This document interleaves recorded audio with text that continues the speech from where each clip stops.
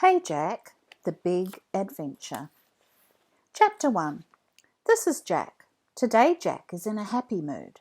It's the school holidays and he's going camping with his family. Happy mood.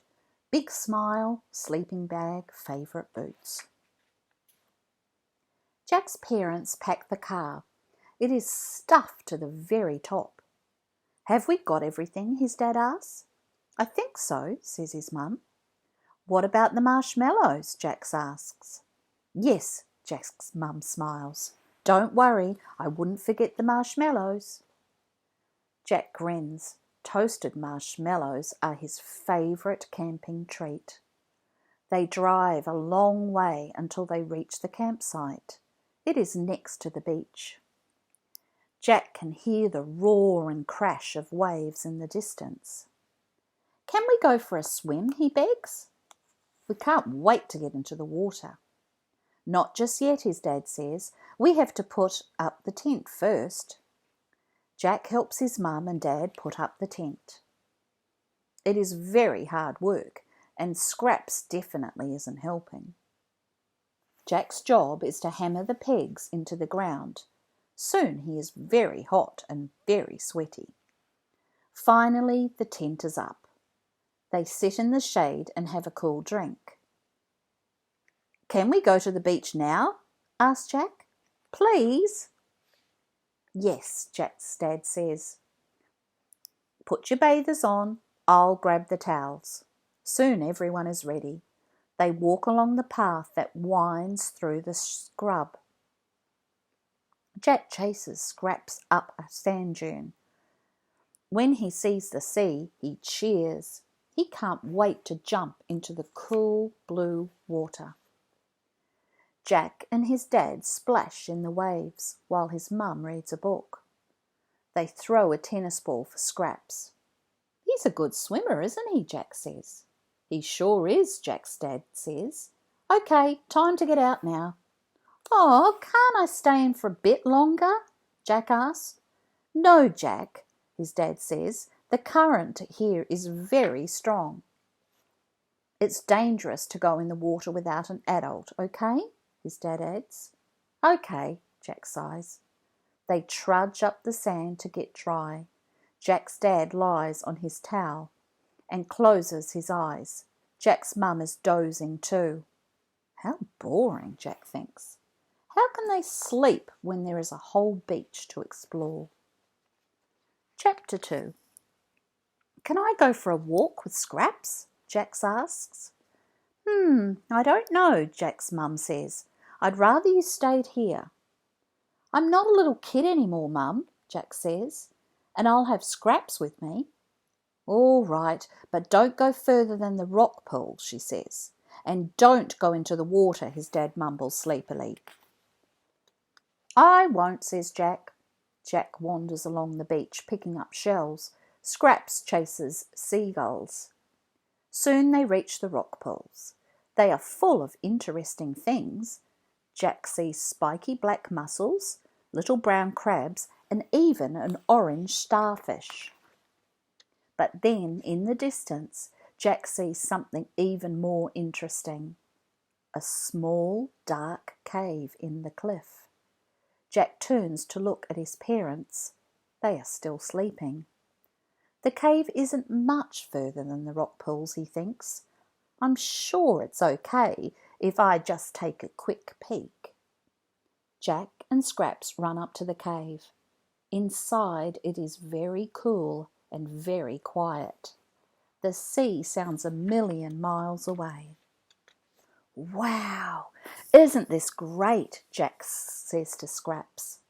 Scraps barks and the echo barks back at him. He whimpers and hides behind Jack's legs.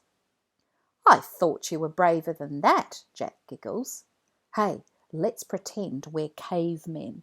This can be our house. Jack looks around for things to decorate their cave. He makes a bed out of a big piece of seaweed. Then he finds some shells they can use as bowls. He collects bits of wood to make a pretend fire. Doesn't it look great, Scraps? He says. I wish we could stay here forever. Jack pretends he's Grunt, the caveman. Scraps is his ferocious pet wolf, though he doesn't look very ferocious right now. Jack and Scraps play cavemen for a little while. "Come on, Scraps," Jack says, "we'd better go back. Mum and Dad might be worried." Scraps runs to the entrance of the cave, then stops. Jack stops too. A little while ago there was sand in front of the cave. Now there is water. Deep, splashing water. The tide has come in. Jack and Scraps are trapped. Chapter 3. Jack feels very frightened. "Dad!" he calls loudly. "Mum! Dad! Mum!" the echo calls back. Jack knows they will never hear him. They are too far away, and the sea is much too loud. Jack swallows back his tears. "What if no one ever finds us?" he worries. "It'll be dark soon." Jack wishes he had never left the rock pools. He wishes he had stayed with his mum and dad. Just then Scraps' ears stand up. He tilts his head to one side and begins to bark. The echo joins in. "What is it, Scraps?" "Can you hear Mum and Dad?" Jack asks. He tries to listen more carefully, but all he can hear is Scraps barking and the roar of the waves. Scraps runs along the edge of the water. He barks and barks. Jack yells as loudly as he can, but he knows it's no use. If he can't hear his parents, they won't be able to hear him. Only Scraps has hearing like a superhero. "Maybe I should try and swim out to them," he thinks. "No, Dad said I can't go into the water without him." But then Jack has an idea. His dad said that he shouldn't go into the water, but he didn't say Scraps shouldn't go into the water. "Scraps," he says, "go find Dad. Please, little buddy, go find Mum and Dad." Scraps looks at Jack. Then he leaps into the water. The waves are very strong, but Scraps paddles fiercely. Soon he disappears behind a big rock. "Go, Scraps!" yells Jack. He crosses his fingers tightly on both hands. He holds his breath and his heart beats fast. Just then Jack sees someone wading towards him. Next to him swims a very brave puppy. "Dad!" Jack yells. "Scraps!" He burst into tears. "I was so scared." Jack's dad takes Jack in his arms.